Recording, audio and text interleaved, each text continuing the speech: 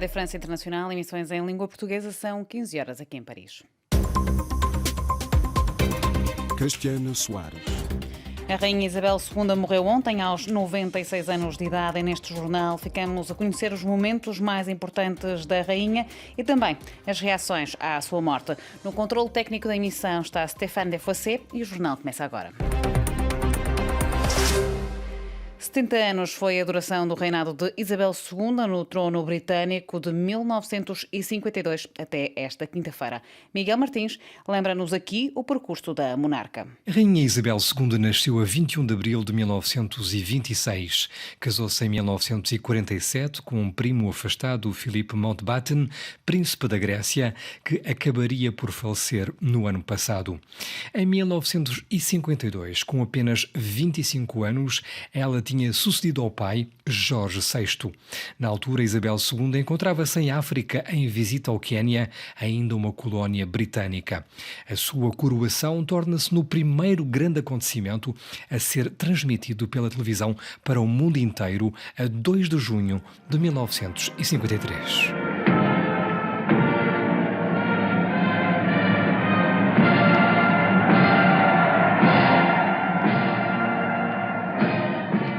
A monarca britânica é também o chefe de Estado de outros 16 Estados e figura de proa da Commonwealth, de que também faz parte Moçambique.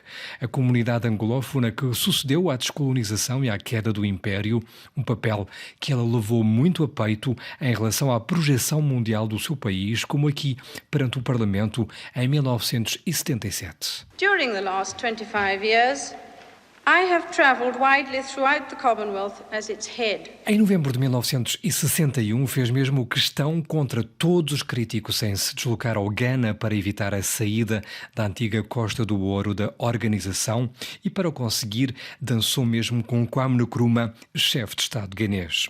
70 anos de reinado, uma excepcional longevidade, fez com que ela tivesse privado com 15 primeiros ministros, desde Winston Churchill até Liz Truss, a quem deu posse ainda esta semana. A sua elegância atravessou as décadas com momentos nem sempre fáceis, como a quando da morte da antiga nora, a princesa de Gales, Diana, num acidente de carro em Paris em 1997. Na altura, o seu distanciamento, em plena vaga de emoção que se apoderara de todo o país, tinha sido mal interpretado por muitos setores da sociedade britânica. First, I want to pay tribute to Diana myself. O ano de 2022 marcou o seu jubileu de platina de um reinado que veio a encerrar na sua residência preferida, o castelo de Balmoral, na Escócia, nesta quinta-feira. A consternação geral do povo britânico causada pela morte de Isabel II vai ser acompanhada pelos tradicionais rituais fúnebres de um monarca, com um velório e funeral de Estado. Os detalhes da cerimónia com Catarina Falcão.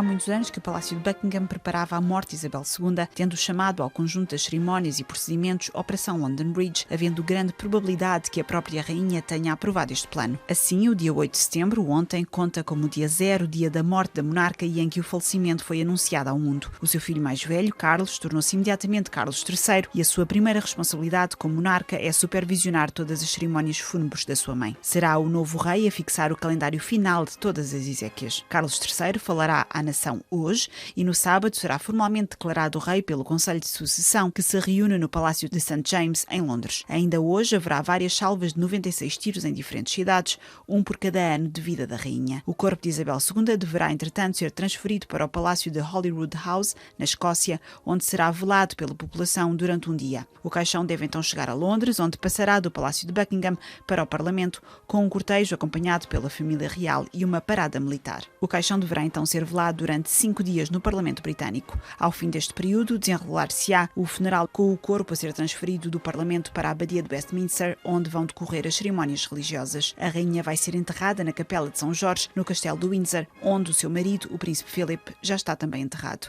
O dia do funeral da rainha deverá ser declarado como feriado nacional. Entretanto, as escolas e outros serviços públicos vão continuar abertos normalmente, mesmo durante o período de luto, tendo sido cancelados eventos culturais e desportivos, como jogos de futebol previstos para os próximos dias. Uma greve dos transportes estava também prevista de 15 a 17 de setembro, mas já foi anulada pelos sindicatos.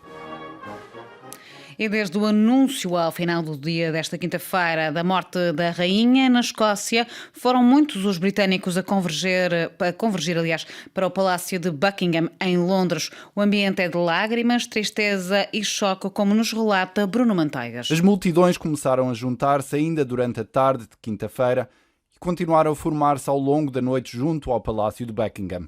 No portão, o aviso formal da morte da Rainha Isabel II aos 96 anos em Balmoral, na Escócia. No chão, alguns ramos de flores. O ambiente é de choque, emoção e respeito. Uma sensação de profunda tristeza. Profunda tristeza. Ela era formidável. É o fim de uma era.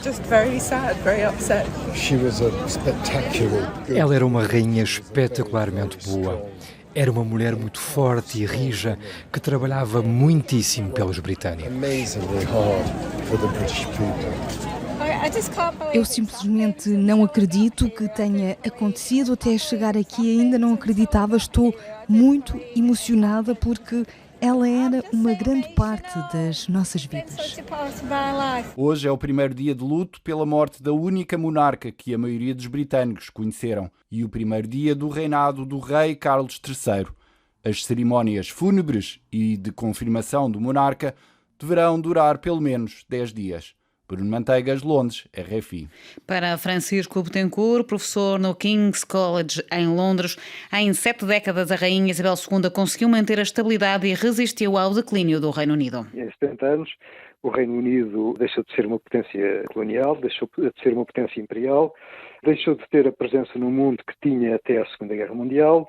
Depois do Brexit, o isolamento do Reino Unido começa a fazer-se sentir e as dificuldades económicas acumulam-se. É um momento de declínio, claramente. E a Rainha Isabel esteve durante 70 anos neste processo de declínio político, representando, apesar de tudo, uma unidade de um país com problemas de diversas nacionalidades, como os escoceses, os irlandeses e outros. Ela manteve esse sentido de alguma unidade e resistiu ao claro declínio do poder do Reino Unido. E neste momento a viragem e a subida ao poder de Carlos III será uma outra época porque já não tem esses antecedentes. Portanto, já estamos numa situação, num patamar completamente diferente daquele no qual a Rainha Isabel assumiu o poder.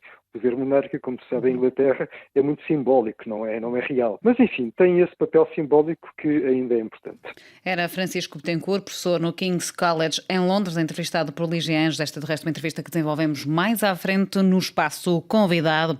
E no resto da atualidade, em Angola, a UNITA, o maior partido da oposição, deverá reagir a qualquer momento ao chumbo do seu recurso pelo Tribunal Constitucional, que diz que os elementos de prova apresentados pela UNITA não permitem colocar em causa os resultados globais das eleições gerais angolanas.